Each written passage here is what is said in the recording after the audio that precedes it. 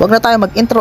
Ayan, andito kami ngayon sa Marikina Sports Center dahil may event ang aking anak ngayon. So, Drum and Lyre Day.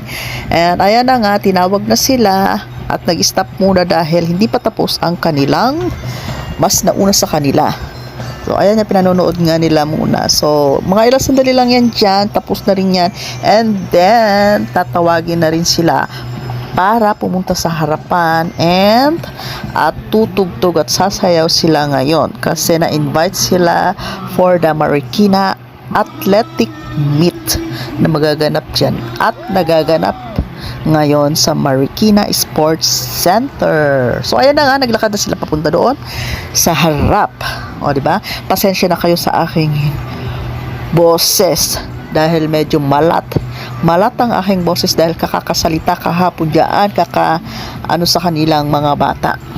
So, ayan nga, nag-enjoy sila dyan. Pero sobra ang pagod namin. Hindi lang ang mga bata, pati kaming mga parents ay sobrang pagod din. So, ayan na nga, guys. Sasayaw na sila at uumpisahan na. So, parang elementary drum and lyre.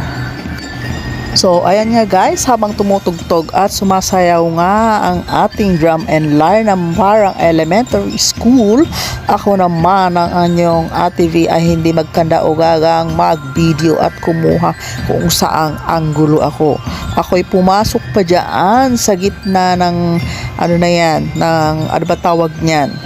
Ng palaruan nila. Sa gitna talaga ako pumunta dahil wala talaga ako mapuntahan. Alam na mapupunta ako dyan sa gitna para lang di sumayaw-sayaw, kumaya-gaya sa kanila.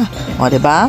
Kaya ako naman naghanap ng pwesto habang nagbibideo dyan. Palakad-lakad ako dyan. Hindi ko alam kung saan ako tutungo. O, diba? Makuhanan lang ng anggulo na hindi ko alam kung magulo ba.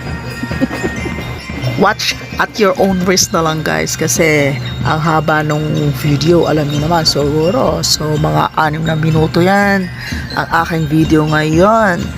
Kaya sana naman pagpasensyahan nyo na.